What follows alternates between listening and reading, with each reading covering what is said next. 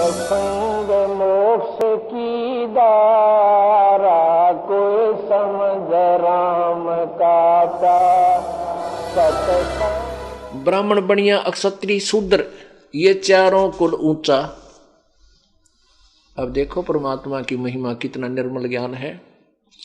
ब्राह्मण बनिया अक्षत्रिय शूद्र ये चारों कुल ऊंचा। इनमें शूद्र को नीच नहीं कहा प्रभु ने, क्योंकि ये तो केवल एक कर्म है। आप अपना कर्म जो हमारे जो कर्म विभाजित किए गए हैं उन कर्मों के आधार पर उसमें कोई छोटा बड़ा नहीं होता। अब जैसे एक मुख है, अपने शरीर का अंग है, हाथ हैं और पैर हैं, पेट है, ये हैं तो अपने ही अंग। इनमें पैर नीचे हैं तो क्या ये पैर हमें लेकर चलते हैं, पैर जमीन पर रखे हैं, क्या ये नीचे हैं? ये बुरे नहीं है, ये ऊंचे हैं, अच्छे हैं। ऊंचा माने अच्छा। और जैसे हमारा जो विसर्जन पॉइंट है यानी गुदा है, हम जब टट्टी जाते हैं, पेशाब करते हैं, क्या वो नीचे अंग है? क्या वो बुरे हैं? नहीं, अंग बुरे नहीं। जैसे हमारे कहीं पर भी कोई दर्द हो जाता है, यदि कैंसर हो जावे गुदा में तो क्या ट्रीटमेंट नहीं कराओगे? जान निकल जा, कलजा पट पट आवे, एक जैसा ही दुख होगा, क्योंकि वहां से भी हमें जान जाएगी। तो ऐसे ही ये चारों जो वर्ण हैं ये एक ही अंग है, इसमें ऊंचा नीचा कुछ नहीं। इनके कर्म विभाजित हैं, वो अपने कर्म को सही, वो आवश्यक हैं और वो सही हैं, ऊंचे कर्म हैं वो। यदि किसी के टट्टी का बंदा पड़ जाए कल की मारे, बता क्या गुदा बुरी है? तो ऐसे ही और एक महीने 10 दिन यदि बाजार में ये स्वीपर झाड़ू ना मारे या वो नाले साफ ना करें, कल की पाट जाए, सारा शहर गांव छोड़ के घर छोड़ के भाग जाए। तो ये नहीं कहना कि ये नीचे नहीं है, ये बुरे नहीं है, ये हमारा सब एक समाज अंग है। ऐसे ही परमात्मा ने समझाने की चेष्टा की है कि ब्राह्मण बनिया अक्षत्रिय शूद्र ये चारों कुल ऊंचा, और निग्रह द्वारा न जावे योगी जो जत इंद्री सूचा।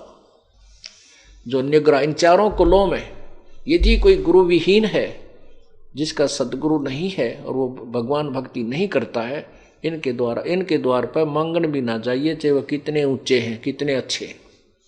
क्योंकि जो परमात्मा की भक्ति नहीं करता, मनुष्य जीवन पाकर, वह पहला दोषी है, भयंकर अपराधी है वो।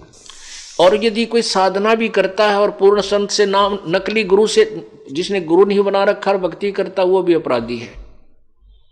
और जिसने गुरु नकली झूठे बना रखे वो भी महाअपराधी है।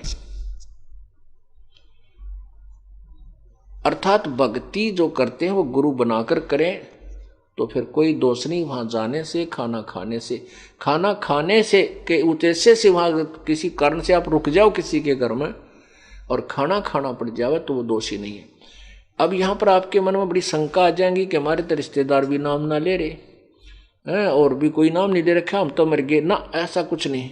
जैसे आप रिश्तेदारी में जाते हो या किसी कारण से रास्ते चलते किसी के घर रुक जाते हो, तो आपको परमात्मा ने, क्योंकि आपका उद्देश्य केवल वहाँ पेट भरने का नहीं है, आपका उद्देश्य किसी कामवश वहाँ गए हो और वहाँ रुकना भी पड़ जाता, खाना खाइए उनके, लेकिन खाद्य पदार्थ खाइए, अखाद्य ना खाइए, जो साधारण भोजन खाइए, वेज खाइए, यानी वैष्णव भोजन खाइए। और फिर परमात्मा ने आपको मंत्र दे रखा है, उसका जाप कीजिए और अन्न देव की आरती दे रखी है, वह आरती कीजिए। आरती अन्न देव तुम्हारी जा से काया पड़े हमारी, रोटी आदर रोटी अंत रोटी ही को गाँव संत, रोटी मध्य सबसे साथ। ऐसे हम प्रतिदिन खाना खाने के बाद आरती करते हैं। तो उससे क्या होगा कि आपका तो दोष नहीं और आपके द्वारा वहां खाना खाने से उसको लाभ मिलेगा, क्योंकि एक संत को भोजन करा दिया। और जो नाम नहीं ले रखा, जिनके पास उपदेश है ही नहीं, वो नकली संत बनकर जगह जगह खाते फिरते हैं, कहते हैं वो तो टट्टू बनेंगे, उनके फिर अगले जन्म में देना होगा। ऐसे इस तत्व ज्ञान के आधार से आपने अपने भक्ति मार्ग को बचा के रखना है और अपनी क्रिया को भी सुचारू बनाना है।